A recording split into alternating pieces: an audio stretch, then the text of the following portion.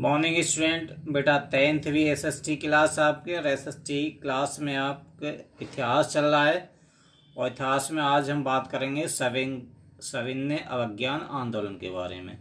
तो सविनय अवज्ञान आंदोलन का मतलब क्या होता है? अवज्ञान का मतलब होता है आज्ञा न मानना या उल्लंघन करना, कानून का उल्लंघन करना।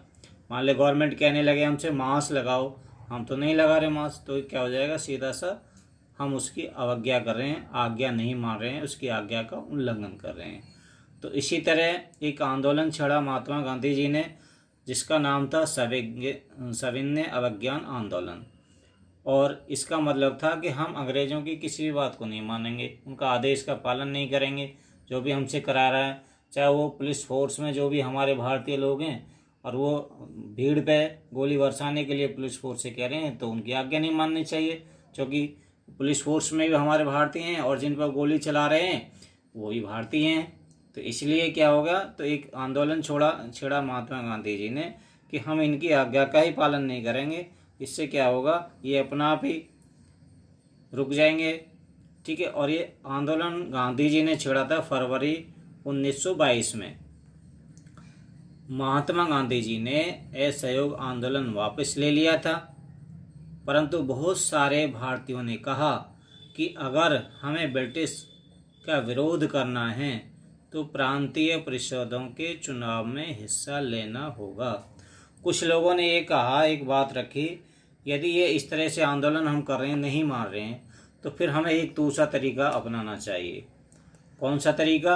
कि जो भी चुनाव होते हैं, चाहे ग्राम पंचायत के हैं या विधानसभा के हैं या विधान परिषद के हैं, उनमें हमें अपने कैंडिडेट को जिताना होगा। और हमारा कैंडिडेट जीत करके जब संसद में जाएगा या विधानसभा में जाएगा तो वहाँ हमारी आवाज़ उठाएगा। तो कुछ लोगों ने इस तरह से महात्मा गांधी जी को सुझाव दिया और कहा जब हम उनका विरोध करेंगे तो सीधी सी बात है, हम अपनी डिमांड वहाँ रखेंगे।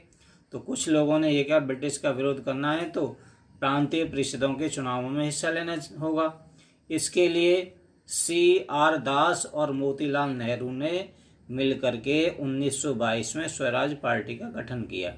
इसलिए उन्होंने एक पार्टी बनाई कि ये हमारी पार्टी है, इससे हम लड़ेंगे। कौन कौन ने बनाई? CR दास और मोतीलाल नेहरू। मोतीलाल नेहरू थे जवाहरलाल नेहरू के फादर। तो उन्होंने मिलकर के एक पार्टी बनाई जिसका नाम था स्वराज पार्टी। और वो कितने में बनाई थी उन्होंने? CR दास ने 1922 में। ठीक है।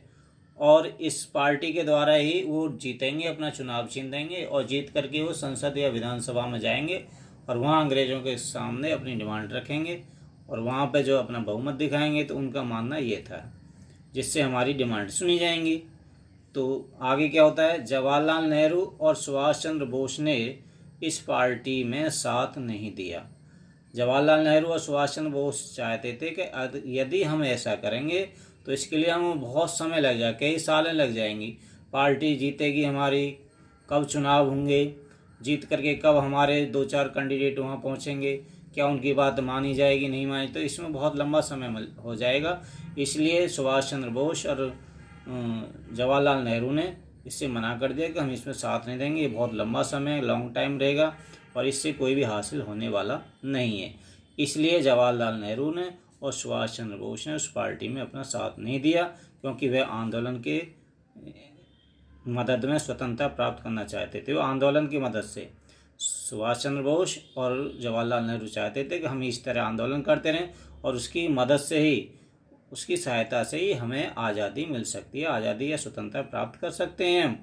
ना कि हम किसी पार्टी बना करके चुनाव लड़ें और चुनाव लड़ते लड़ते हमें 10 साल 20 साल निकल जाएं, तब भी हमारे कोई कैंडिडेट नहीं जीत पाए या वहाँ हमारी नहीं सुनी जाए, तो और हमें गुलामी का एहसास करना पड़ेगा, हम पर यातनाएं झेली जाएंगी। तो इसलिए उन्होंने इसमें मदद नहीं की। आगे बात करते हैं सविनय अवज्ञान आंदोलन के कारण क्या थे।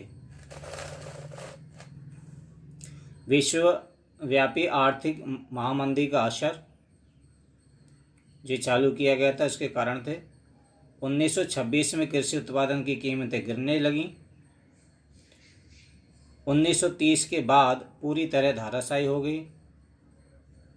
कृषि उत्पादों की मांग गिरी और निर्यात कम होने लगा, तो किसानों का उत्पीड़न होने लगा। जब कोई वस्तु कहीं बाहर भेजी नहीं जा रही है तो क्या हो गया, पहली बात तो ये हुई कि जो किसानों की उपज थी वो बहुत कम हो गई। उसके निर्यात, जो वस्तुएं बाहर देशों को निर्यात की जाती थी वो नहीं ले जाएगी, जिससे क्या होगा, किसानों के जो उत्पीड़न होने लगा, उनको सताया जाने लगा, उनकी वस्तुएं नहीं बिक रही हैं, उनको बेचना नहीं पड़ रहा है, अच्छी कीमतों पर नहीं बेच रही हैं, और लगान चुकाना भी उन पर भारी पड़ने लगा। जब पैसा नहीं आ रहा है, कीमतें नहीं मिल रही हैं अनाज की, तो लगान भी नहीं चुकाया जा रहा। तो इस तरह से किसानों को बड़ा ही दुखद परिस्थिति का सामना करना पड़ा।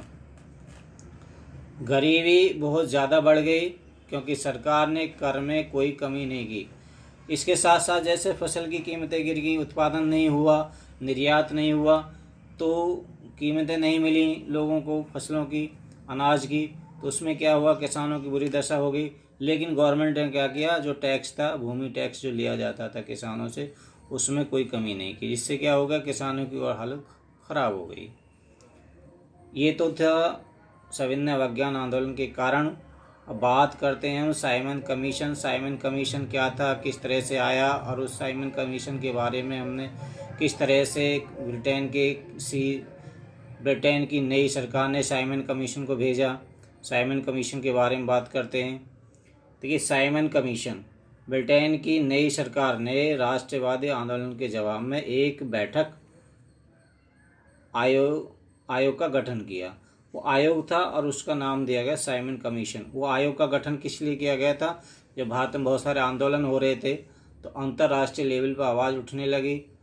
तो अंतर्राष्ट्रीय लेवल पर जब आवाज़ उठने लगी तो ब्रिटेन पर दबाव डाला गया अंतर्राष्ट्रीय लेवल पर कि भाई इस तरह से क्यों वहाँ पे भारत में इस तरह के खून खराब हो रहा है, बहुत सारे लोगों को मारा जा रहा है, आंदोलन क्यों हो रहे हैं।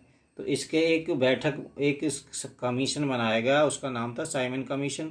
और ये जाएगा भारत में, ये देखेगा कि क्या परेशानी है, लोगों को इस तरह से आंदोलन करने पड़ रहे हैं, और वही साइमन कमीशन अपनी रिपोर्ट देगा, ठीक है, और उस रिपोर्ट को सार्वजनिक किया जाएगा। लेकिन साइमन कमीशन में बहुत सारी दिक्कतें थी, क्या थी उसके बारे में आगे बात करेंगे। इस आयोग में भारत में संवैधानिक व्यवस्था की कार्यशैली का अध्ययन करना था, किस तरह से ये प्रक्रियाएँ हो रही हैं भारत में, यानी हिंसक घटनाएँ हो रही हैं, उन सब का अध्ययन करना था इस कमीशन को, और उसके बारे में सुझाव देना था, और ये घटनाओं को रोका जाए किस तरह से, ये भी उस कमीशन की जिम्मेदारी थी कि वो सुझाव दे। इस आयोग में इसकी समस्या क्या थी, जैसे साइमन कमीशन आया तो भारतीयों ने क्या किया, उसका गो बैक के नारे लगाए। लाहौर में जैसे ही आया तो वहाँ पर साइमन कमीशन के क्या किया, गो बैक के नारे लगाए गए। क्यों लगाए गए, उसका एक कारण था, इस कमीशन में कोई भी भारतीय नहीं था, सदस्य नहीं था, इसलिए भारतीयों ने इसे कमीशन का विरोध किया और इसे कहा कि भाई ये गो बैक के नारे इसके लगाए गए। तो इस तरह से भारतीयों ने क्या इनका विरोध किया, विरोध करते करते और इसको वापस किया, जगह जगह धरने हुए, ठीक है।